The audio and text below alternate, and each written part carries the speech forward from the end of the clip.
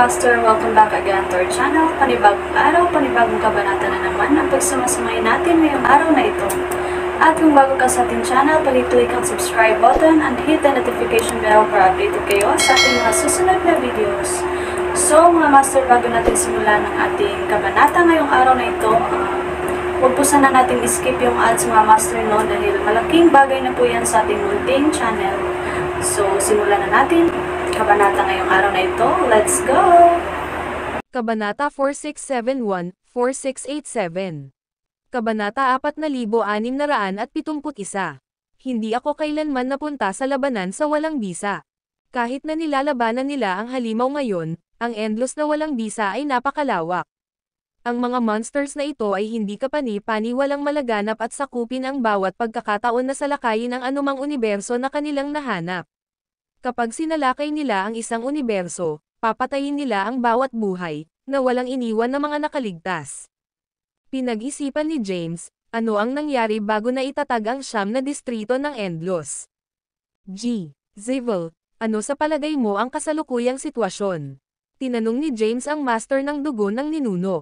Bagaman pumasok siya sa kataas-taasang ilusyon, sinundan siya ng master ng dugo ng ninuno mula nang siya ay naninirahan sa loob ng isang puwang sa katawan ni James. Tumugon ang master ng dugo ng mga ninuno, hindi ako sigurado.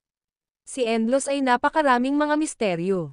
Dahil kahit na ang isang powerhouse tulad ng master ng dugo ng ninuno ay hindi masabi, tumigil si James na magtanong. Ang buong hukbo ng Terrell City ay naghahanda para sa labanan. Ang siyam na langit na God Annihilating Formation ay madali para sa mga sundalo na linangin. Matapos itong ma-master, nagpatuloy sila sa ilang simpleng pagsasanay. 3 buwan ang lumipas sa isang mata. Ang mga tropa ay may isang komprehensibong pag-unawa sa siyam na langit na porma sayon ng Diyos Annihilating. Tumayo si James sa mga pader ng lungsod. Nakasuot siya ng puti, sa tabi niya ay si Yo, na nag-donate ng sandata ng labanan, pati na rin ang ilang mga general. Sa labas ng lungsod ay isang malaking pangkat ng mga monsters sa lupa at sa kalangitan. Marami sa mga monsters na ito ay may lakas na katumbas ng mga powerhouse sa ranggo ng Kylum Acme. Nagbulong si James, pagkatapos maghanda ng mahabang panahon at sa pagtatanggol ng napakatagal, maaari nating gawin ang inisyatibo na atake. Bigla siyang sumigaw, pansin. Ang lungsod ng Terrell ay puno din ng mga tropa. Mayroon silang 100,000 tropa. Bawat isa ay binubuo ng 1,000,000 sundalo. Ang bawat hukbo ay nilinang ang siyam na langit na pagbuo ng Diyos Annihilating. Oo, Ginoo, malakas na umawit ang hukbo. Atak, nag-utos si James. Singil, hayaan mo, ang buong lungsod ay nai-motivation. Ang ilang mga bitek ay lumitaw sa pagbuo, at ang mga tropa ay sumugod. Ang ilan ay may hawak na higanteng mga espada, at ilang mga wielded mahabang sibat. Kinumpirma nila ang mga monsters sa sandaling sumugod sila sa labas ng lungsod. Ang isang napakalaking labanan laban sa mga monsters ay agad na sumabog. Inihanda na ni James ng maaga. Mabilis na tinanggal ng mga tropa ang mga monsters na nakapaligid sa lungsod. Gayunpaman, mayroong isang napakalaking alon ng mga monsters na nagbubuhos sa kanila. Ang mga monsters ay sinisingil sa kanila tulad ng isang marahas na alon. Ang mga auras ng monsters ay superimposed at naging sanhi ng pagkawasak ng walang bisa. Gayunpaman, mataas ang moral ng mga sundalo, at ipinagpatuloy nila ang pagpatay sa kanilang mga kaaway. Naapektuhan din si James ng kanilang espiritu ng pakikipaglaban. Nagbulong siya, gusto kong sumali sa kanila ng masama. Ang video na ito ay edited by Urban Storytelling. Kabanata 4672. Ang 100,000 tropa ay agresibo sa kanilang mga pag-atake, at ang kanilang moral ay patuloy na tumataas. Nakakakita ng kanilang mataas na espiritu, si James ay pinakuluang din ng sigasig. Nais niyang lumahok sa labanan ngunit pinigilan ang kanyang paghihimok. Ang kanyang layunin ay maghintay para sa mastermind na kumokontrol sa mga monsters na lumitaw. Ang labanan ay magtatapos lamang kung ang mastermind ay tinanggal.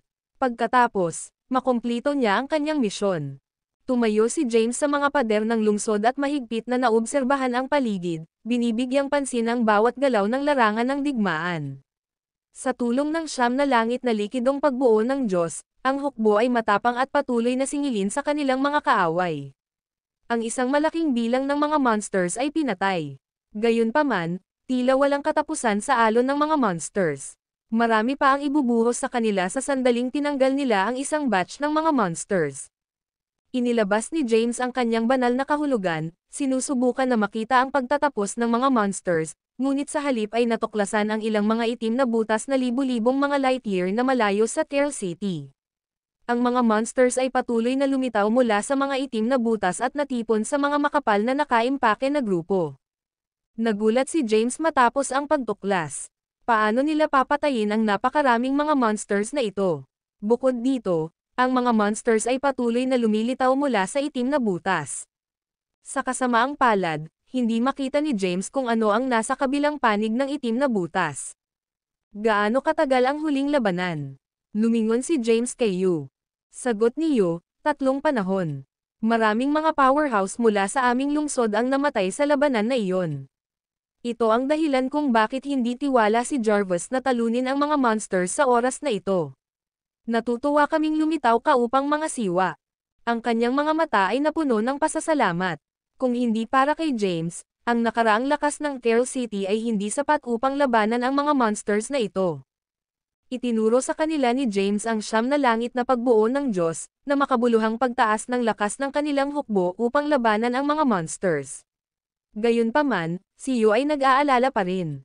Naranasan niya ang nakaraang labanan at alam kung paano nakakatakot ang mga monsters. Ang kanilang pakikibaka ay hindi magtatapos anumang oras sa lalong madaling panahon. 3 panahon. Sumimangot si James. Mas mahaba ito kaysa sa inaasahan niya. Pinangunahan mo ang labanan. Pupunta ako sa pag-iisa upang linangin ng ilang oras, sabi ni James. Ang labanan ay tatagal ng mahabang panahon, at hindi lamang siya makatayo sa pader ng lungsod upang bantayan sila ng ilang mga panahon. Kung ang pagbuo ng aming hukbo ay hindi maayos, mag-utos sa kanila na umatras kaagad. Gayun din, kung magtatapos tayo sa isang kawalan, kunin ang buong hukbo na umatras sa pagbuo ng lungsod. Kapag nasa panganib ang lungsod, halika ako. Binigyan siya ni James ng ilang mga tagubilin. Sige, tumanggo si Yu. Bilang commander ng hukbo, hindi siya maaaring singilin sa labas upang labanan ang mga monsters. Bukod dito, napakaraming mga monsters, at imposibleng patayin silang lahat. Sa kabila ng pagiging isang powerhouse, hindi niya lubos na mapupuksa ang mga ito. Plano ni James na linangin upang mapagbuti ang kanyang base sa paglilinang upang labanan ang tunay na mastermind. Siya ay may isang malakas na pakiramdam na ang kanyang susunod na labanan ay magiging matigas. Matapos umalis si James ng ilang mga order, iniwan niya ang labanan sa mga tropa ng Tear City. Ang kanyang paglilitis ay hindi itinuturing na isang pagkabigo hanggat ang lungsod ay hindi nawasak.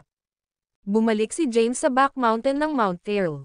Naupo siya sa isang bato, naglatag ng isang pagbuo ng oras, at nagsimulang magtanim. Ang video na ito ay edited by Urban Storytelling. Kabanata 4673. Mount Tear ay hindi mabilang na mga espiritual na halamang gamot. Si James ay pumili ng ilang mga kapangyarihan, na pinalutang ang mga ito sa harap niya. Pagkatapos, sinimulan niyang sumipsip ng kanilang enerhiya na espiritual na Empyrean upang mapahusay ang kanyang lakas. Pumasok si James sa walang hanggan na ranggo, kaya matigas na mapagbuti ang kanyang lakas. Ang kanyang lakas ay bumuti ng napakabagal. Gayunpaman, hindi siya sumuko at nagpatuloy sa paglilinang. Kasabay nito, pinag-isipan niya kung ang landas ng Omniscience ni ay may 10 yugto. Mula sa pag-unawa ni James, si Yardos ay dapat na ang may pinakamataas na nakamit sa landas ng walang kabuluhan. Matapos pumasok si Yardos sa ranggo ng Kylum Acme, nilikha niya ang Blithe Omniscience. Nagtataka si James kung makakapasok siya sa 10 yugto. Nagsimula rin siyang mapagbuti ang kanyang pisikal na lakas at kapangyarihan ng dugo. Ang oras ay hindi napapansin, at 5 panahon ang lumipas sa isang mata. Samantala, ginugol ni James ang libo-libong mga panahon sa pagbuo ng oras. Bagaman unti-unti ang pagpapabuti ng kanyang lakas, maaari siyang mapabuti ng malaki sa napakaraming oras. Ang kanyang pisikal na lakas, kapangyarihan ng dugo, at espiritual na enerhiya ay pinahusay ng mga lips at hangganan. Zevil, paano ihahambing ang aking kasalukuyang kapangyarihan ng dugo sa iyo? Hindi sigurado si James tungkol sa kung gaano karaming oras ang lumipas sa labas. Pansamantalang huminto siya sa paglilinang at tinanong ang master ng dugo ng ninuno. Sumagot ang master ng dugo ng ninuno, medyo malakas ito, ngunit mas mahina ka pa sa akin. Alam mo ba kung gaano katagal ako nanatili sa ranggo ng walang hanggan na kailam? Agad na nadama ni James na natalo. Gayunpaman, nadarama ko na ang aking pisikal na lakas, espiritual na enerhiya, at kapangyarihan ng dugo ay umabot sa kanilang limitasyon. Akala ko naabot ko na ang ranggo ng Kailam Acme. Tumugon ang master ng dugo ng ninuno, iyon ay dahil ang iyong batayan ng paglilinang ay hindi sapat. Kapag nagpasok ka sa ranggo na walang hanggan na ranggo, malalampasan mo ako. Panipi. Ang master ng dugo ng ninuno ay nanunood ng paglago ni James. Kahit na siya ay nasa ranggo ng Kailam Acme sa loob ng mahabang panahon at kilala bilang #1 powerhouse sa Chaos District, naramdaman niyang natural na malampasan siya ni James matapos maabot ang ranggo ng walang hanggan na Kailam. Ganun ba? Natuwa si James na purihin siya. May pagkakataon ba ang iyong pangunahing sarili laban sa isang powerhouse sa ranggo ng Quasi-Chaos? Tanong ni James. Haha, ang master ng dugo ng ninuno ay nag-shock. Sa panahon ng unang libing ng kalangitan, pinatay ng master ng kaguluhan ang isang powerhouse sa ranggo ng kaguluhan sa Quasi mula sa ibang distrito habang nasa walang hanggan na ranggo ng Kailam. Naniniwala ako na ang lakas ng aking pangunahing sarili ay hindi mas mababa sa kaguluhan ng master noon.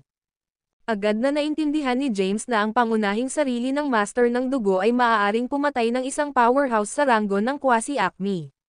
Maaari rin niyang labanan ang isang powerhouse sa ranggo ng kaguluhan. Pagkatapos ng lahat, ang ranggo ng paglilinang ay hindi lamang pagsukat ng lakas. Panipi.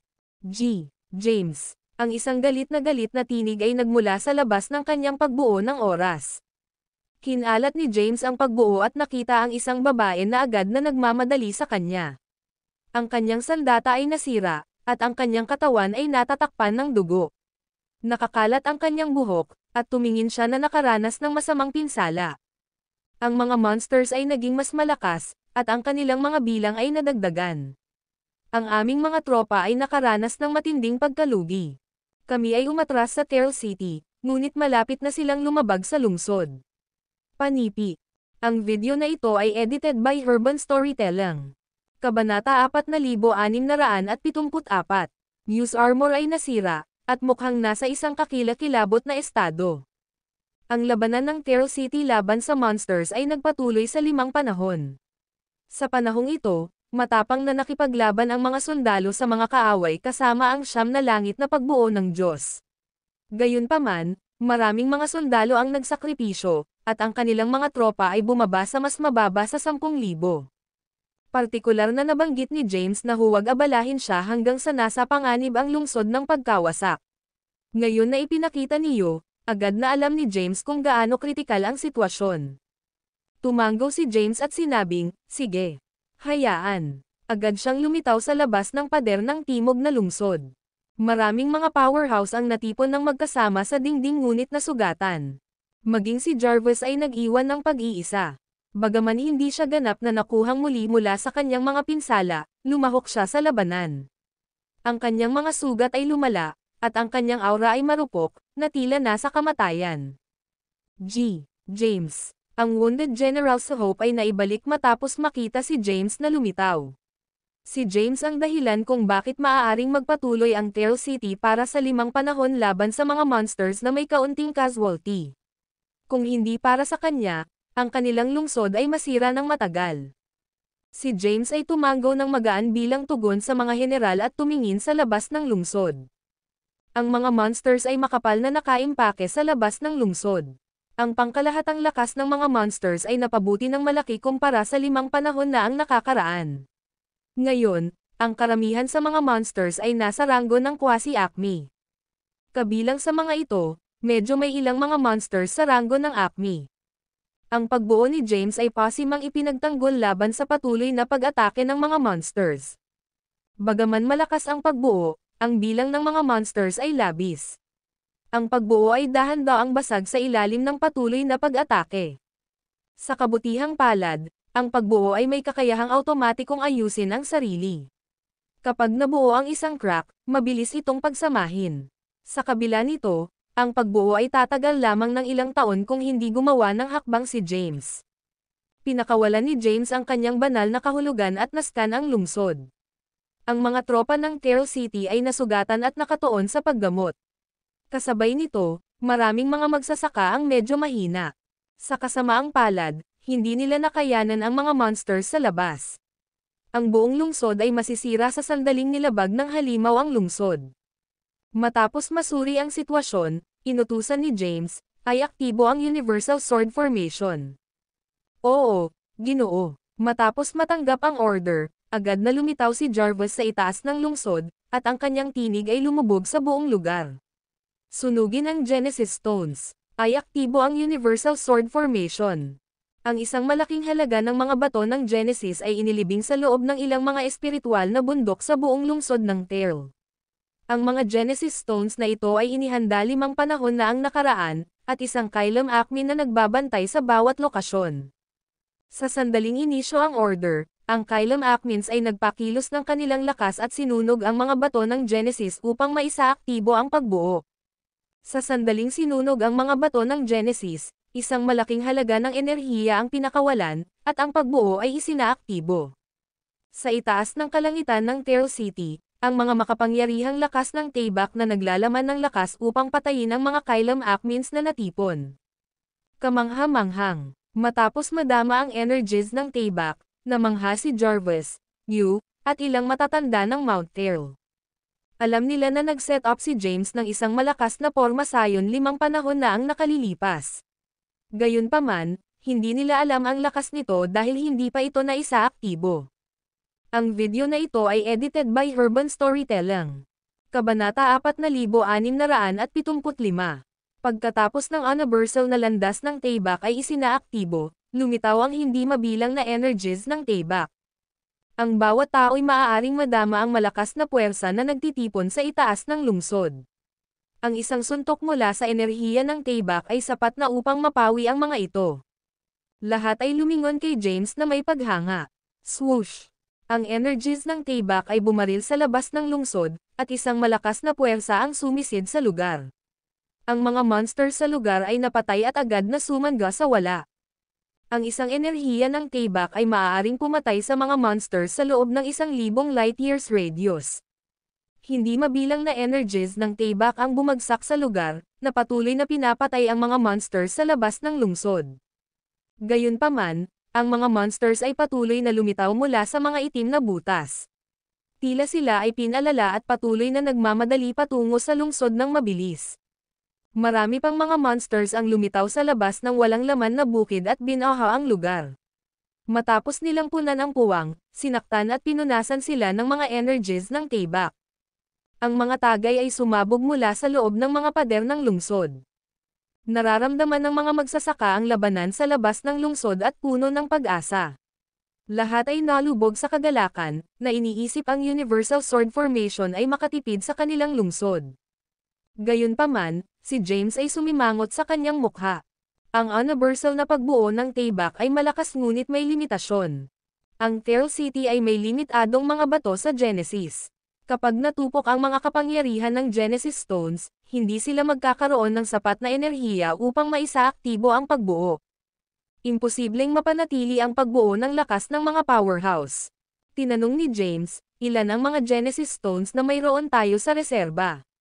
Sumagot si Jarvis, patuloy kaming nagmimina para sa kanila sa mga nakaraang panahon at marami pa. Gayunpaman, ayon sa rate ng pagkonsumo ng Universal Formation, ang aming mga reserba ay hindi magtatagal. Tinansya ko na tatagal lamang kami ng 3 taon.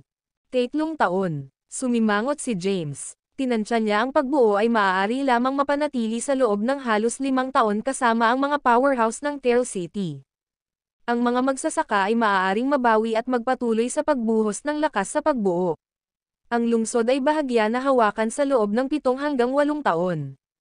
Tinapos niya na ang labanan ay kailangang tapusin sa loob ng 10 taon. Kung hindi niya wakasan ang labanan, masisira ang Terrell City. Kapag nasira ang lungsod, ang mga nabubuhay na nilalang ng lungsod ay mamamatay, at ang kanyang paglilitis ay maituturing na isang pagkabigo.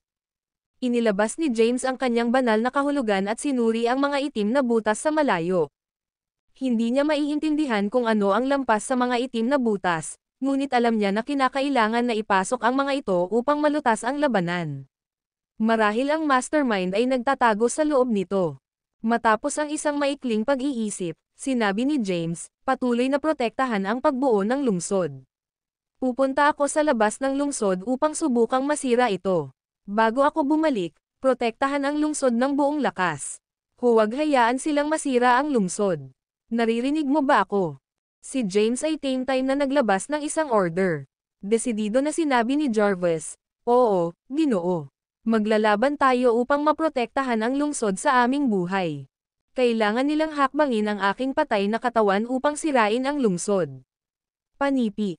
Ang mga tinukoy na panata ng mga sundalo ay lumubog. Mabilis na gamutin ang iyong mga sugat. Kailangan nating muling ibalik at magtungo sa labas upang patayin ang mga monsters. Habang nasa labas kami, ay deactivate ang universal na pagbuo ng Tayback. Ay aktibo lamang ito sa mga kritikal na sandali, agad na nagbigay ng order si Jarvis. Naririnig iyon, nadama ni James. Mabilis niyang iniwan ang pagbuo ng walang pag-aatubili at lumitaw sa labas ng lungsod. Ang video na ito ay edited by Herban Storytelling. Kabanata 4676. James hindi pinansin ang mga monsters sa labas ng lungsod. Alam niya na ang pagpatay sa kanila ay walang saysay dahil lilito ang isang bagong alon. Inaktibo niya ang Blight Omniscience at dumating sa isa sa mga itim na butas. Ang laki nito ay katumbas ng lumang lupa. Ang mga monsters ay patuloy na nagmamadali sa labas ng mga itim na butas. Tumayo si James sa starry sky at naobserbahan sila. Ang mga monsters ay hindi matalino ngunit maramdaman na malakas si James. Sa gayon, iniwasan nila ang mga ito at pinili na makaligtaan siya. Pagkatapos, nagpatuloy silang singilin patungo sa Tail City. Bulong ni James, nagtataka ako kung ano ang nasa kabilang linya. Kaagad pagkatapos, pumasok siya sa Blight Omniscience at lumakad papunta sa itim na butas. Nang makalapit na siya, naramdaman niya ang isang kakilakilabot na puwersa. Isang shiver ang tumakbo pababa sa kanyang gulugad at naramdaman niyang agad na umatras. Gayunpaman, hindi na siya makakabalik ngayon na nakarating na siya rito. Humakbang si James, na pumapasok sa itim na butas. Ang isang puwersa ng pagsipsip ay agad na lumitaw, na ginagawa siyang hindi komportable at sobrang sakit sa kabila ng kanyang makapangyarihang pisikal na lakas. Ang isang magsasaka na mahina kaysa sa kanya ay tiyak na mapapawi. Pilit na tiniis ni James ang sakit. Di nagtagal, dumaan siya sa itim na butas at lumitaw na hindi pamilyar. Ito ay isang malawak na puwang na puno ng mga monsters. Ang mga monsters ay nagmamadali sa labas ng paglabas sa loob ng espasyo. Inilabas ni James ang kanyang banal na kahulugan, na-scan ang lugar. Napansin niya ang isang kakaibang nilalang na malapit. Ang nilalang ay tungkol sa laki ng isang kalawakan. Ito ay hindi mabilang na mga butas sa katawan nito, at ang mga monsters ay patuloy na lumalabas dito. Ginamit ni James ang Blight Omniscience upang lumitaw malapit dito. Sinuri niya ang nilalang para sa isang habang ngunit hindi ko malaman kung ano ito. Zevil, alam mo ba kung ano ito? Ang phantom ng master ng dugo ng ninuno ay naobserbahan ang nilalang mula sa puwang sa loob ng katawan ni James. Ang nilalang ay puno ng sigla ngunit tila walang kamalayan. Sumagot ang phantom ng master ng ancestral blood, marahil ito ay isang ina. Ina, si James ay bahagyang naabak. Tinanong niya, ano iyon? Ipinaliwanag ng phantom ng master ng ancestral blood, ito ay isang nilalang na may hindi kapani-pani walang produktibong kakayahan. May kakayahang gumawa ng hindi mabilang na mga supling. Tinanong ni James, kaya't ang mga monsters na ito ay hindi magagawa pagkatapos kung patayin ang ina, di ba? Theoretically, oo, maaari mo itong subukan. Tinawag agad ni James ang Chaos Sword. Hinawakan niya ang Tayback at pinakawalan ang isang asol na enerhiya ng Tayback. Ang kanyang enerhiya ng Tayback ay bumagsak sa ina at hinati ito sa kalahati. Unti-unting nawala ang ina. Inalis ni James ang Chaos Sword at nagbulong, ito ay mahina ito. Hindi ako makapaniwala na gumawa ito ng napakaraming makapangyarihang monsters.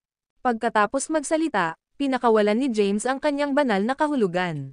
Natuklasan niya na mayroong hindi bababa sa 100,000 mga nilalang na tinatawag na ina sa buong kalawakan. Ang bawat isa sa kanila ay may ibang hitsura. Ang video na ito ay edited by Urban Storytelling. Kabanata 4677. Just noong malapit na si James upang patayin ang iba pang mga ina, napansin ni James ang nilalang na pinatay niya sandali ang nakaraan ay nagsimulang mabilis na nabulok. Pagkatapos, isang itim na kristal na lumulutang sa itaas nito. Ang itim na kristal ay medyo maliit, tanging ang laki ng isang kamao. Nagpalabas ito ng itim na ilaw at isang kakaibang lakas. Lumapit si James sa kristal at sinuri ito. Naramdaman niya na ang aura ay magkapareho sa mga monsters. Ito ay isang masamang aura na naging kasuklam-suklam sa kanya. Ano ang impyerno? Sumimangot si James. Inabot niya at hinawakan ang itim na kristal. Nang makipag-ugnay siya sa kristal, isang masamang puwersa ang sumisid sa kanyang katawan at sinubukan na salakayin ang kanyang kamalayan. Agad na hinimok ni James ang kanyang lakas na hadlangan ang masamang puwersa. Ang kristal sa kanyang kamay ay may natitirang init. Naramdaman niya ang kakilakilabot at walang katapusang kapangyarihan na nakapaloob sa loob nito. Zavel, alam mo ba kung ano ito? Hindi ko pa ito nakita. Tumigil si James sa pagtatanong. Isinusulat niya ang kristal sa kanyang espasyo sa imbakan kasama ang master ng dugo ng ninuno. Maaari mo bang pag-aralan ito? Inaasahan kong nauugnay ito sa mga monsters. Sige. Magsasaliksik ako at ipaalam sa iyo ang mga resulta. Matapos sumagot ang master ng dugo ng ninuno, sinimulan niya ang kanyang pananaliksik.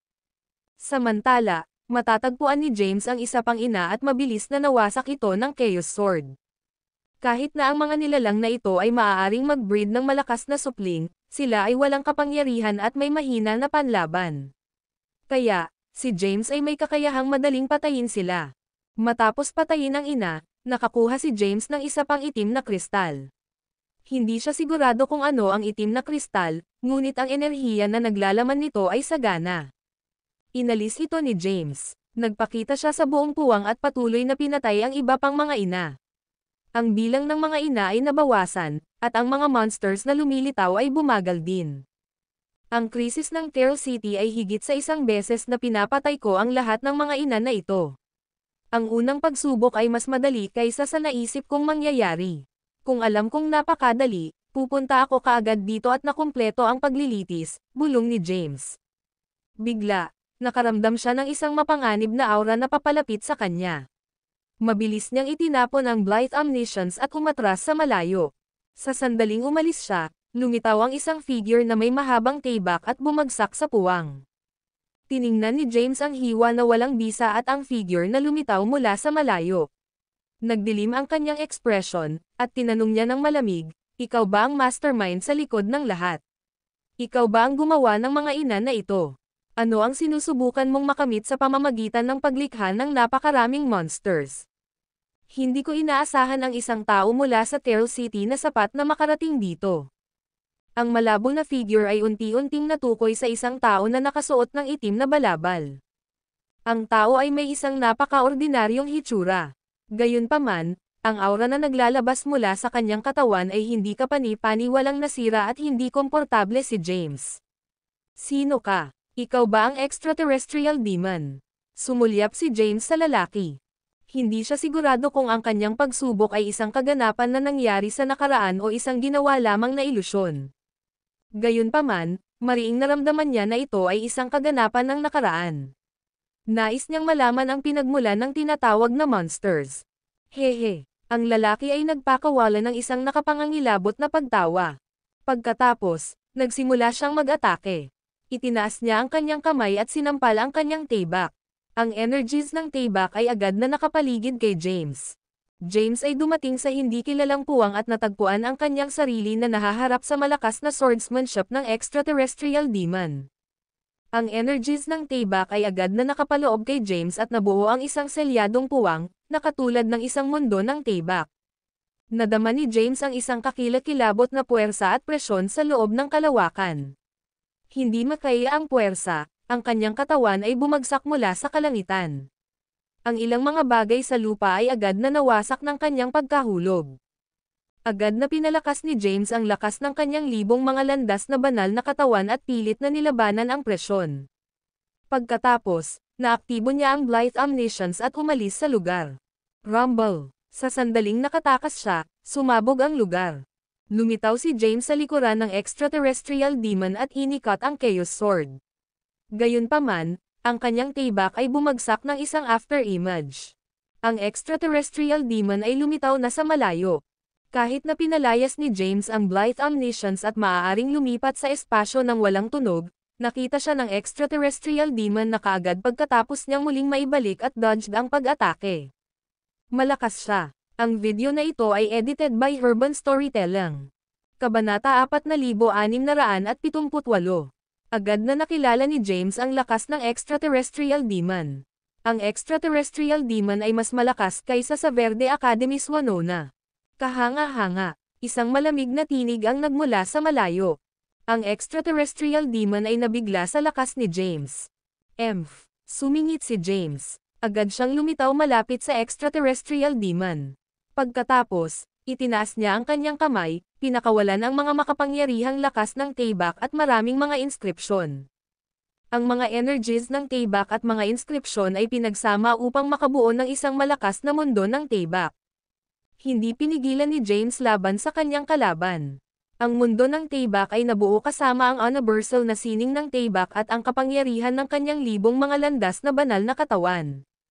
Ang extraterrestrial demon ay nakulong sa loob ng kanyang mundo ng tibak at sinalakay ng hindi mabilang na lakas ng tibak na may nakakatakot na lakas.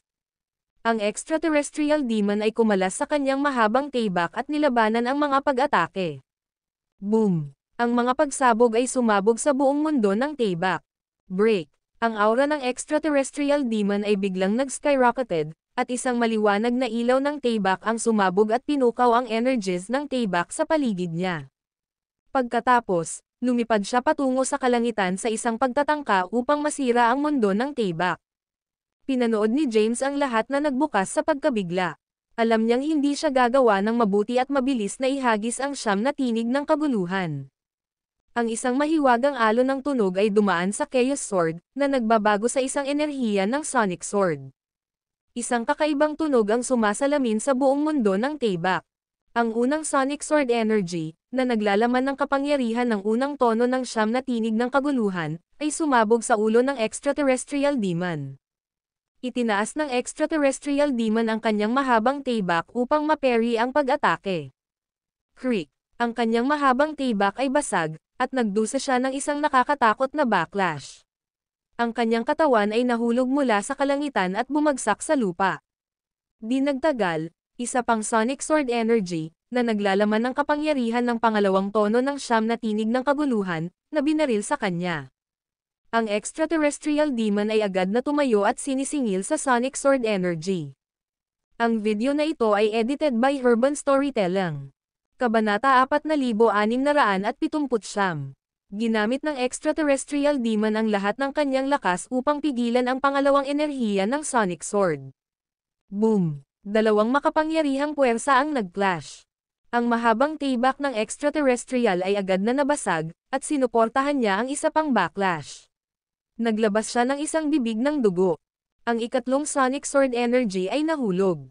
Ang Sonic Sword energies ay sinamahan ng isang blurring tunog, na nagiging sanhi ng pag-iisip ng extraterrestrial demon. Itinapon niya ang isang piraso ng bakal sa kritikal na sandali upang hadlangan ang ikatlong Sonic Sword enerhiya ni James. Ang bakal ay sumabog sa layo. Ang steel ay hindi kapani-paniwalang malakas, at kahit na ang kapangyarihan ng Chaos ay hindi maaaring sirain ito. Di nagtagal, nahulog ang ika-4 na enerhiya ng Sonic Sword. Ang extraterrestrial demon ay nagpakilos sa lahat ng kanyang lakas upang makabuo ng isang protection na hadlang sa ibabaw ng kanyang katawan. Ang ika-4 na enerhiya ng Sonic Sword ay kumalas sa kanyang hadlang at malubhang nasugatan siya. Ang extraterrestrial demon ay naramdaman na malapit na siyang mamatay, at isang bakas ng takot ay tumaas sa kanyang puso. Nais niyang makatakas, ngunit ang mundo ng tibak ay napakalakas, at hindi niya ito masira. Ang ikalimang enerhiya ng tibak ay bumaril sa kanya. Swoosh! Isang kakaibang boses na agad na sumisid sa lugar. Ang enerhiya ng Tayback ay agad na tinusok sa katawan ng extraterrestrial demon. Ang enerhiya ng Sonic Sword ay agad na pumatay sa extraterrestrial demon. Ang kanyang katawan ay gumuho sa lupa, at ang enerhiya ng Tayback ay sumabog sa kanyang katawan. Siya ay sumabog sa mga piraso, pagkatapos ay napukaw ng natitirang puwersa ng enerhiya ng Tayback ni James. Huminga ng hininga si James. Ang siyam na tinig ng kaguluhan ay nakakatakot. Ang ikalimang tono ay sapat na upang patayin ang extraterrestrial demon. Inalis ni James ang Chaos Sword at nagkalat ang mundo ng Tayback. Matagumpay niyang tinanggal ang extraterrestrial demon na may siyam na tinig ng kaguluhan. Nakita ni James ang piraso ng bakal sa malayo at lumakad upang kunin ito. Ang itim na bakal ay tungkol sa laki ng isang palad at may ilang mga mahiwagang inskripsyon na nakaukit dito. Si James ay hindi pa nakakita ng mga nasabing inskripsyon dati. Sa likod ng bakal ay isang mahiwagang pattern. Nakatitig siya sa bakal sa loob ng mahabang panahon ngunit hindi niya ito maisip. Naramdaman ni James na ito ay isang tanda ng ilang uri ngunit hindi pa natutunan ang layunin nito. Inalis niya ito sa kabila nang hindi sigurado kung maaari ba siyang kumuha ng mga item mula sa loob ng pagsubok. Sa kabila ng hindi alam na posible, inilayo ito ni James. Sinimulan ni James ang puwang upang patayin ang natitirang mga ina. Bagaman ang mga ina na ito ay maaaring maglahi ng maraming makapangyarihang monsters, kulang sila ng lakas ng labanan. Kaya, madaling mapupuksa si James. Sa bawat ina na pinatay niya, nakakuha si James ng isang itim na kristal. Inalis ni James ang mga kristal. Matapos patayin ang huling ina, hindi niya naramdaman ang anumang mga nilalang na nasa lugar. Sa wakas, natapos na. Nakahinga si James. Ang unang pagsubok ay naging napakasimple. Iniwan ni James ang kakaibang puwang at bumalik sa Terrell City. Bagaman tinanggal ni James ang mga ina, ang mga monsters na ginawa ay hindi nawala. Ang hukbo ng Terrell City ay hindi mapawi ang mga ito. Matapos bumalik si James, nakita niya ang mga nasugatan na general na nakatayo sa mga pader ng lungsod. Sinabi niya na nakangiting, buhayin ang pagbuo. Matapos nating alisin ang natitirang mga monsters, magiging ligtas ang lungsod. Ang video na ito ay edited by Urban Storytelling. Kabanata 4680. Bumalik si James na may dalang magandang balita. Siya na ang tagapagligtas ng Terrell City, kaya lahat ay naniwala sa kanyang mga salita at hindi man lang siya tinanong. Matapos marinig ang mga salita ni James, mabilis na nagutos si Jarvis na i-activate ang formation. Sa sandaling na-activate ang formation, ang makapangyarihang sword energies ay tumakbo palabas mula sa Terrell City at pinawi ang mga halimaw sa labas. Hindi nagtagal, nabawi ng lungsod ang ilang lupa. Gayunpaman, ang mga halimaw ay patuloy na bumubuhos patungo sa lungsod ngunit napatay ng porma sayon. Hindi nagtagal, nabura ang buong hukbo ng halimaw. Nagsaya ang buong lungsod sa kanilang tagumpay. Binabati kita sa pagkumpleto ng pagsubok. Matapos mapatay ang huling halimaw, narinig ni James ang isang boses at ini-teleport siya palabas ng lungsod. Lahat ng powerhouses ng Terrell City ay gustong makita si James, ngunit nawala siya ng walang bakas. Parang hindi pa siya nag-e-exist. Sa loob ng pangunahing bulwagan ng Mount Terrell, isang lalaki ang nagulat kay Jarvis. Sir, hinanap ko na ang buong lungsod ngunit wala akong nakitang bakas ni Mr. James. Kakaiba yon. Paano siya nawala bigla? Hindi ko rin gets. Nanalo kami sa laban, pero nawala lang siya. Ang mga powerhouse sa bulwagan ay naguguluhan. Umupo si Jarvis sa pinakamataas na upuan at nakinig sa mga ulat. Pagkatapos, sinabi niya, si Mr. James ay dapat na isang powerhouse mula sa ibang lugar. Pagkatapos niyang malutas ang aming mga krisis, umalis siya. Bagamat pinili niyang umalis, siya ang bayani ng ating lungsod. Iniligtas niya ang ating lungsod at pinigilan ang pagkawasak nito. Maraming buhay ang naligtas dahil sa kanya. Dapat tayong bumuo ng isang rebulto sa kanya bilang pag-alala sa kanya. Nais kong alalahanin ng ating mga susunod na henerasyon ang kanyang nakapagliligtas na biyaya. Pumayag ka. Mukhang magandang ideya iyon. Matapos malutas ni James ang krisis ng Tear City, siya ay na-teleport mula sa ilusyon. Siya ay lumitaw sa isang kakaiba at nakakulong na espasyo.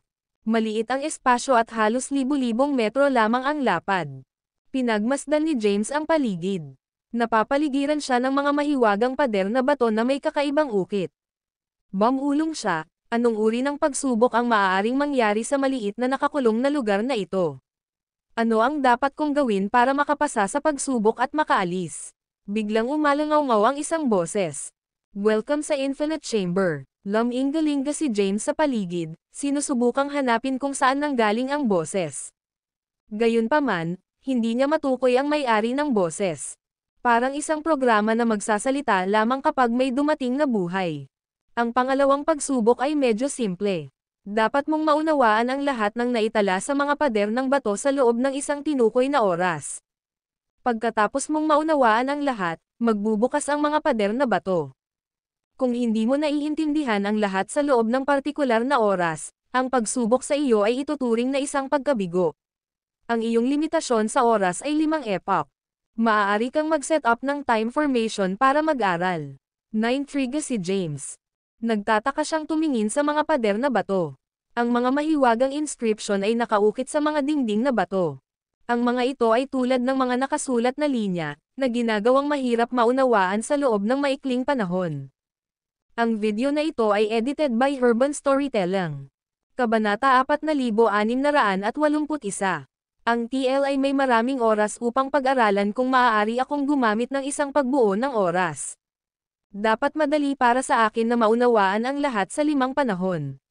Bagaman hindi maintindihan ni James ang mga inskripsyon na inukit sa mga pader ng bato, nakaka-relax siya dahil mayroon siyang primal mantra. Ang primal mantra ay may pinakasinaunang anyo sa mga inskripsyon. Ang lahat ng mga modernong inskripsyon ay nagbago mula sa kanila. Kaya, tiwala si James na makomplito ang pagsubok sa loob ng limitadong oras. Mabilis siyang nag-set up ng isang pagbuo ng oras sa loob ng nakakulong na puwang. Si James ay may mataas na pag-unawa sa landas ng oras. 5 panahon upang pag-aralan sa loob ng isang pagbuo ng oras ay nangangahulugang maraming oras para sa kanya. Matapos ay set up ang pagbuo, hinahanap ni James kung saan nagsimula ang mga inskripsyon sa mga dingding. Inscan niya ang mga nakapaligid na pader at sa wakas ay nakita ang panimulang punto. Naglakad si James sa dingding at tinitigan ang mga inskripsyon, sinusubukan upang malaman kung paano matutunan ang lahat sa pinakamaikling oras na posible. Kailangan niyang basahin ang mga inskripsyon bago maunawaan ang mga ito. Naupo siya sa isang posisyon ng lotus sa lupa at ginamit ang primal mantra pati na rin ang kanyang kaalaman sa mga landas upang may convert ang mga inskripsyon sa kanilang mga pangunahing anyo.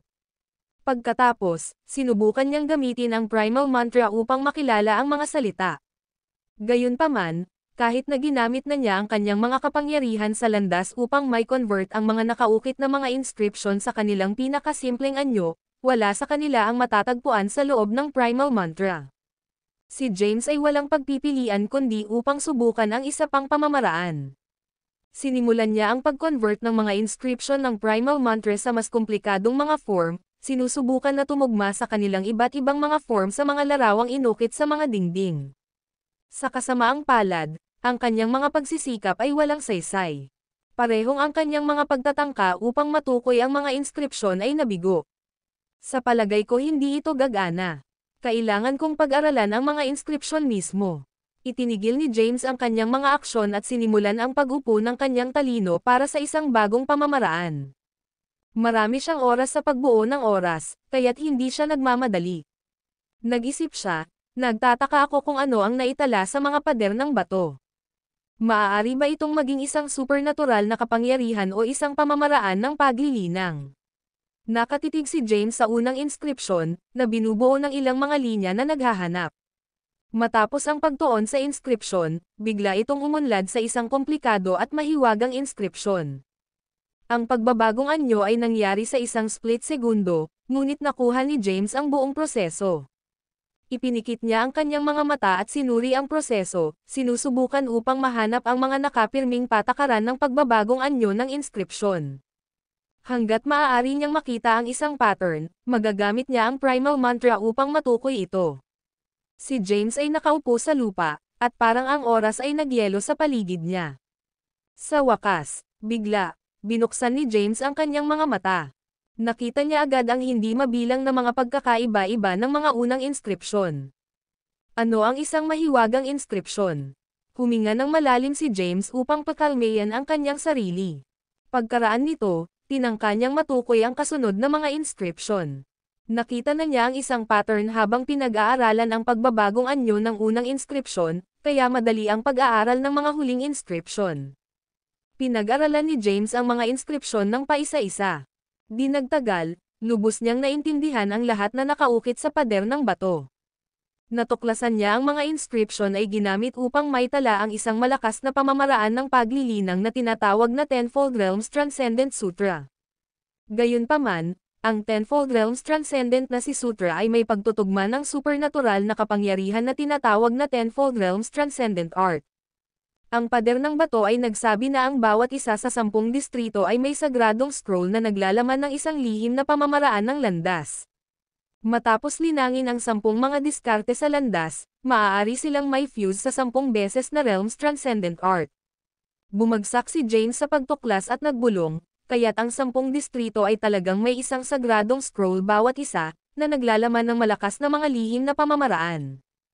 Matapos mastering ang lahat ng 10, maaari kong pagsamahin ang mga ito upang linangin ang 10 beses na Realms Transcendent Art. Panipi. Ang video na ito ay edited by Herban Storytelling. Kabanata 4682. James ay tinukoy ang mga inscription sa mga pader ng bato, hindi na bago ang maraming impormasyon, at sa wakas ay natutunan ang tungkol sa nilalaman ng mga sagradong scroll. Gayunpaman, ang pagkakakilanlan ng taong naiwan sa mga sagradong scroll at ang 10 beses na realms na si Sutra ay isang misteryo pa rin. Mula sa pag-unawa ni James, ang tagapagtatag ng Verde Academy ay naiwan sa kanilang lihim na scroll. Pinag-isipan ni James, sino ang maaaring maiiwan sa sagradong scroll ng ibang distrito.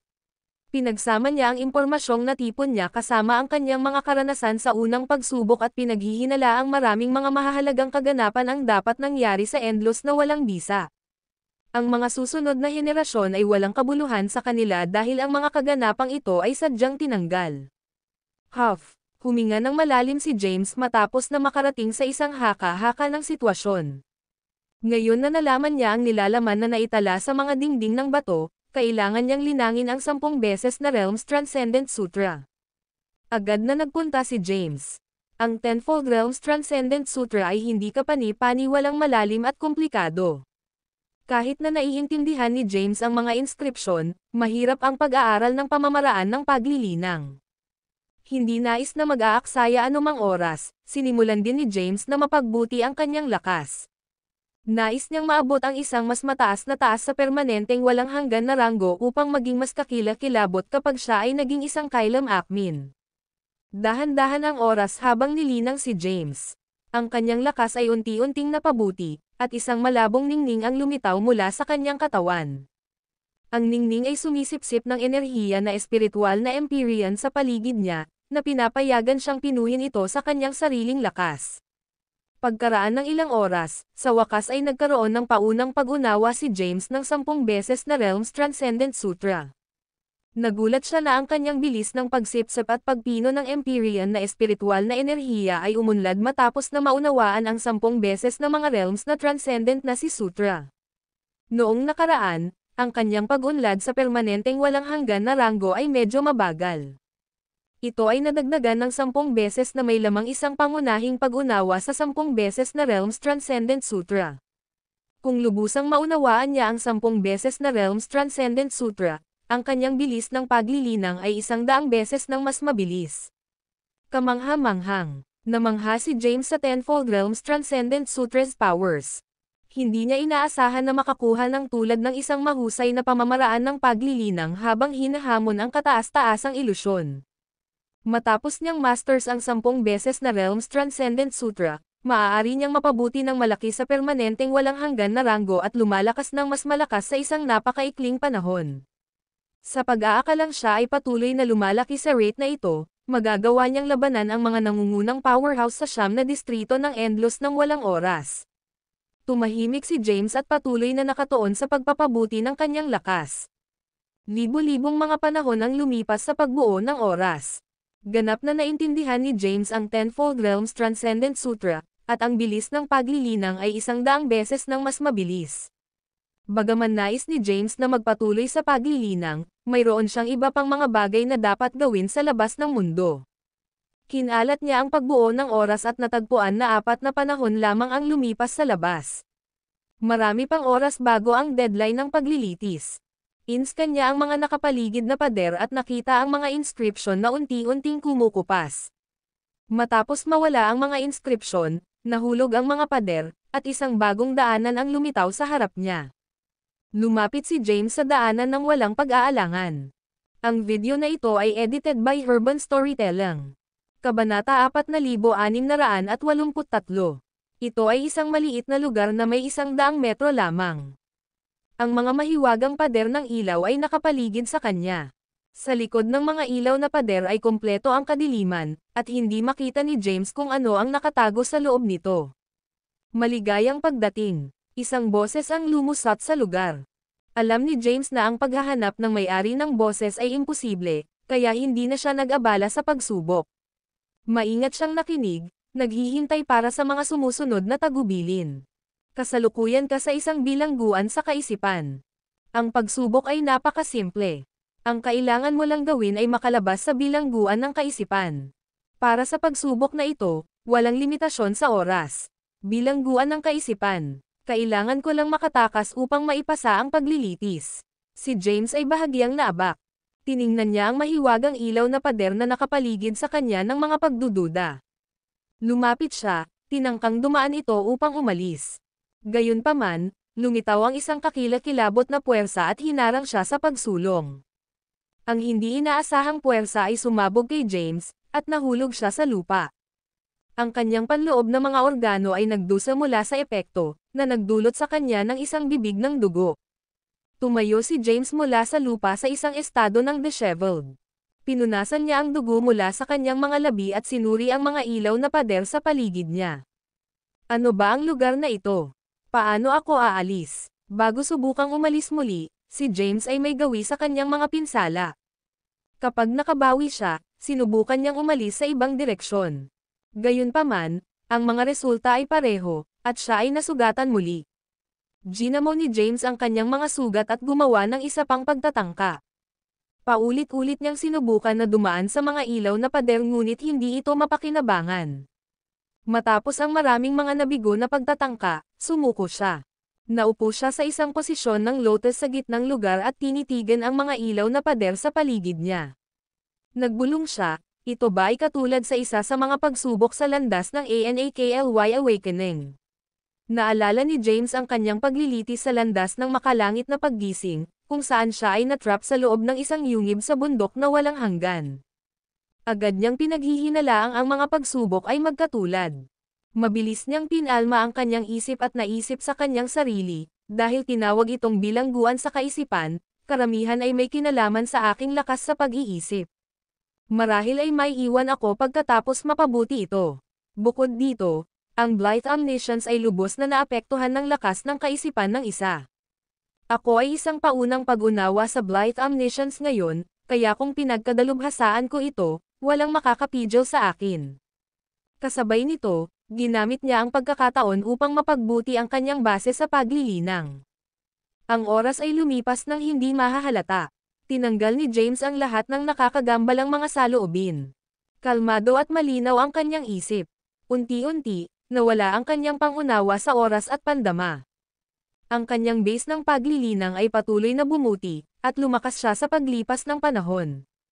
Pagkaraan ng mahabang panahon, dahan-daang tumayo si James.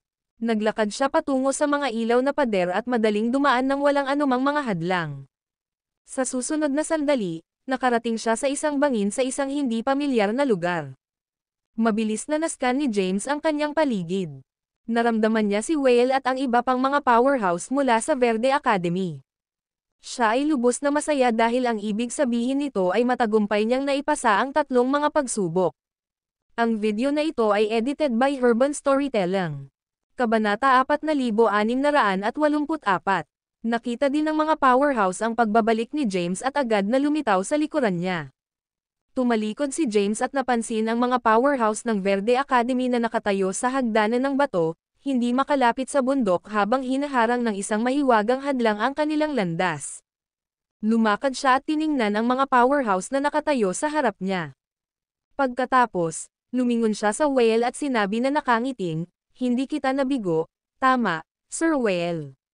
Malugod na tiningnan siya ni Whale at tumugon, "Alam kong tama ako tungkol sa iyo at na ang mga pagsubok ay hindi tatayo sa iyong paraan."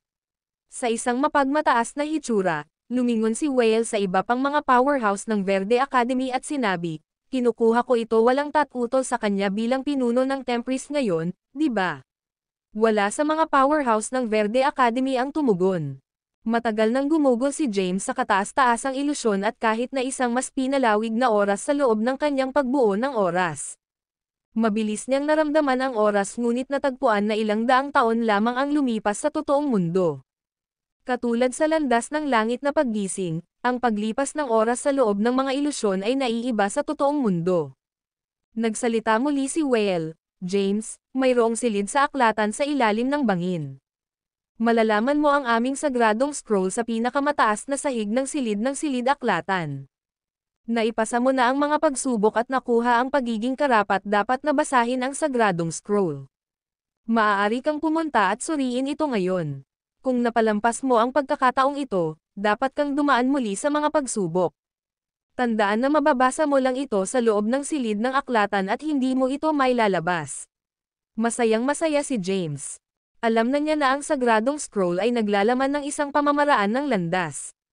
Matapos makuha ang 10 mga diskarte sa landas, magagawa niyang i-fuse ang mga ito sa 10 beses na Realms Transcendent Art.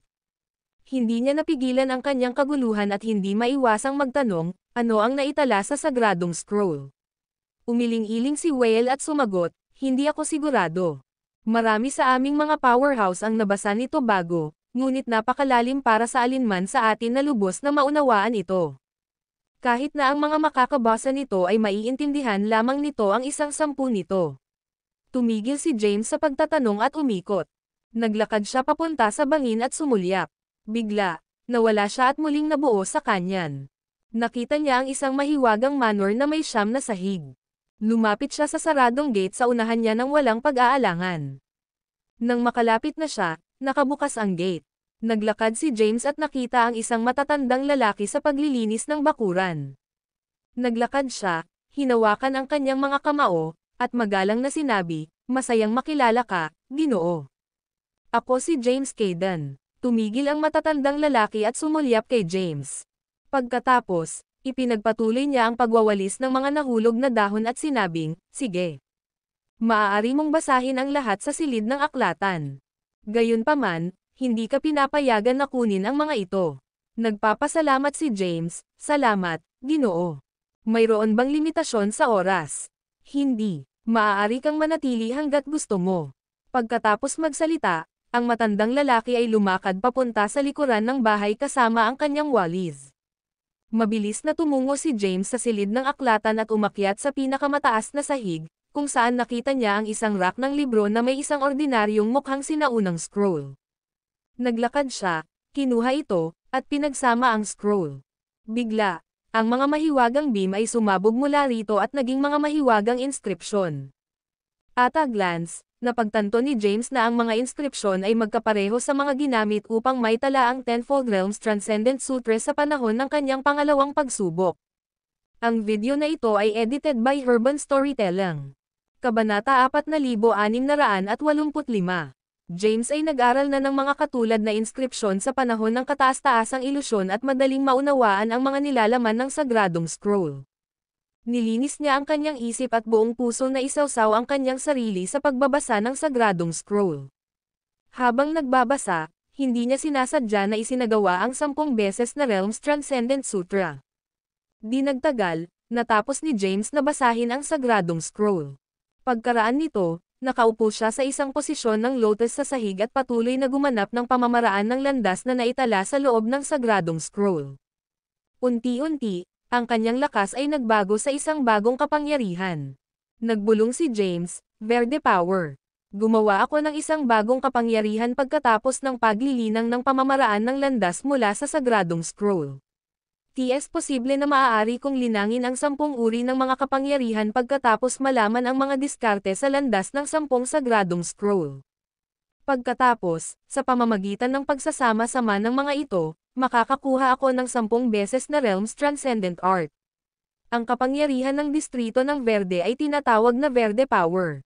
Kung gayon, ang kapangyarihan ng Chaos District ay dapat maging kaguluhan sa kapangyarihan, di ba? Hindi ba kapangyarihan ang kaguluhan mula sa lahi ng tadhana? O kaya ang mano-manong ng sagradong sining ng Chaos ay ang sagradong scroll ng distrito ng kaguluhan? Matapos ang paglilinang ng kapangyarihan ng Verde, natagpuan ito ni James na lubos na makapangyarihan. Marami siyang mga katanungan ngunit walang sumasagot sa kanila. Huminga siya ng malalim at inilagay ang kanyang mga saloobin sa likuran niya. Pagkatapos, binawi niya ang kanyang lakas ng Verde at pinigilan ang kanyang paglilinang. Iniwan ni James ang silid ng aklatan at nakita ang matatandang lalaki na nagwawalis pa rin ng walang katapusang mga nahulog na dahon sa bakuran. Nakita ng matatandang lalaki si James at nagtanong ng nakangiting, "Nakakuha ka ba ng anuman?" Sumagot si James ng may ngiti, "Ye. Mabuti, mabuti. Natutuwa ako." Matapos ang maikling pag-uusap, umalis ang matatandang lalaki para sa likuran ng bahay kasama ang kanyang walis. Tumayo si James, sinusubukan na suriin ang base ng paglilinang ng matatanda. Gayunpaman, kahit nasa kasalukuyang lakas ni James, hindi niya makita sa pamamagitan ng mahiwagang tao. Ang matatandang lalaki ay halos tila walang umiiral sa ilalim ng kanyang pandama. Bulong ni James, dapat siyang maging isang malakas na magsasaka. Pagkaraan, iniwan ni James ang manor. Bumalik siya sa bangin at naglakad palabas ng hadlang, na lumilitaw sa harap ng Whale at ang iba pang mga powerhouse ng Verde Academy. Tiningnan ni Whale si James at tinanong, "Paano ito napunta? Naiintindihan mo ba kung ano ang naitala sa mahiwagang sagradong scroll?" Ngumiti si James at sumagot, "Kung kahit na hindi maintindihan ito ng mga powerhouse mula sa Verde Academy, paano ito maiintindihan ng isang tulad ko?"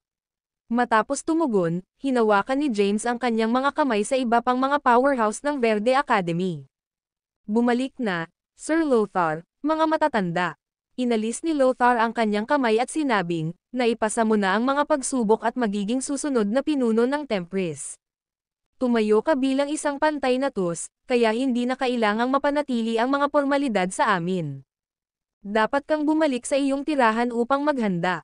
Ipapahayag ko ang balita at ayusin ang iyong seremonya ng sunod-sunod." "Sige," sagot ni James. Hindi pinansin ni Whale ang iba pang mga powerhouse at mabilis na hinawakan si James. Hinailan niya siya palayo at nagsimulang mag-chat sa walang tigil. "Magandang trabaho, James. Isang alam na magagawa mo ito. Ginawa mo talaga ang Tempris House. Sa lalong madaling panahon, ikaw ang magiging pinuno ng Tempris. Iiwan ito sa iyong mga kamay. Inaasahan kong kapag bumalik ako, malampasan na ni Tempris ang iba pang mga akademya ng malaki." Si Whale ay may isang maliwanag na ngiti, masaya na maipasa ang lahat kay James. Ang video na ito ay edited by Urban Storytelling. Kabanata 4686. Ang mga powerhouse ng Verde Academy ay nag-aalinlangan sa mga kakayahan ni James nang biglang iminungkahi siya ni Whale bilang bagong pinuno ng Tempris.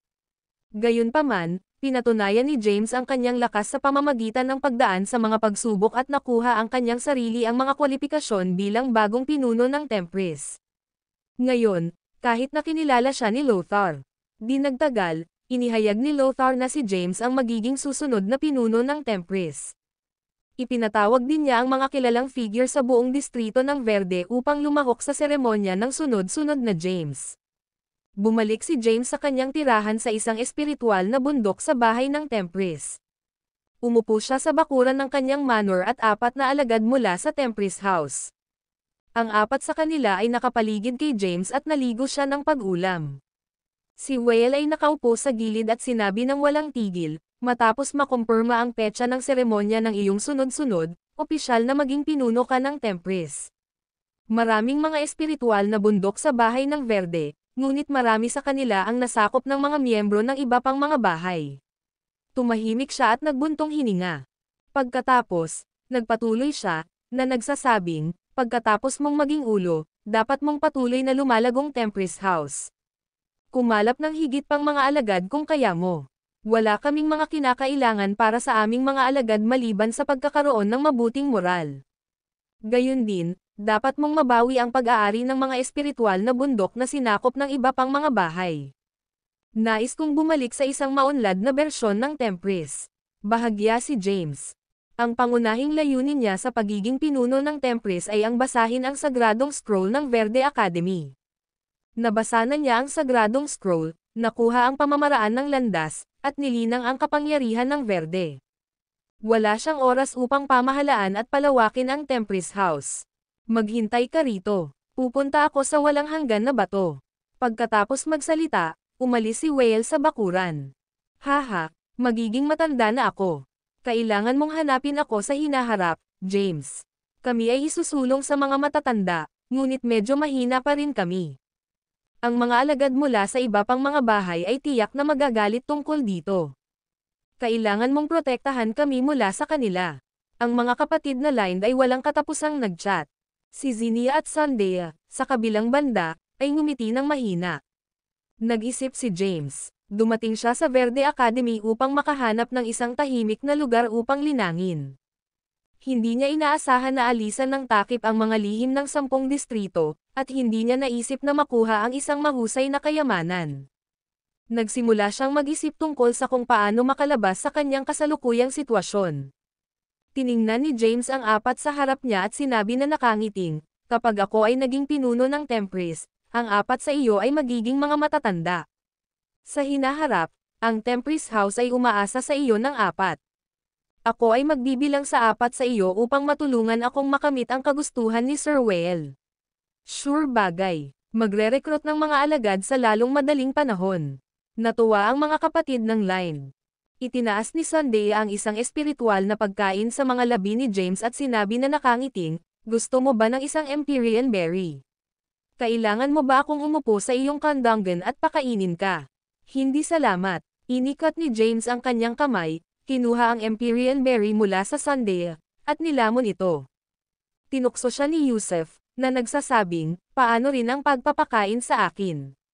Lumingon si Sunday sa kanya at sinabi na nakangiting, "Oo naman. Kapag naging pinuno ka ng Tempris, pakainin kita sa kama. Kung gayon hindi ko akalain na magkakaroon ako ng pagkakataon." Ang mga balikat ni Yusef ay bumagsak. Masayang nagchat ang grupo sa bakuran. Makalipas ang ilang sandali, bumalik si Whale na may isang malaking asol na bato at casual na itinapon ito sa lupa. Tumayo si James at tinitigan ang pagyuzise sa bato sa unahan niya. Ang bato ay 100 metro ang taas at halos 10 metro ang lapad. Ang ilang mga mahiwagang inskripsyon ay nakaukit sa ibabaw ng bato. Agad na natuklasan ni James ang mga inskripsyon ay pareho sa mga ginamit upang maitala ang 10 beses na mga realms na transcendent na si Sutra. Agad na natanto ni James kung bakit ang pag-upo sa walang hanggan na bato ay mapapahusay ang proseso ng paglilinang ng isang tao. Ang walang hanggan na bato ay may mga inskripsyon ng 10 beses na mga realms na transcendent na si Sutra na nakaukit dito, na nagpabilis sa proseso ng paglilinang ng isang tao. Samantala, nilinang na ni James ang Tenfold Realms Transcendent Sutra, kaya't ang kanyang bilis ng paglilinang ay napahusay na. Ipinaliwanag ni Whale, ang walang hanggan na bato ay kayamanan ng Verde Academy. Naiwan ito ng aming tagapagtatag. Ang isang magsasaka sa walang hanggan na ranggo ay maaaring mapabuti ng mabilis habang nililinang ang walang hanggan ng bato.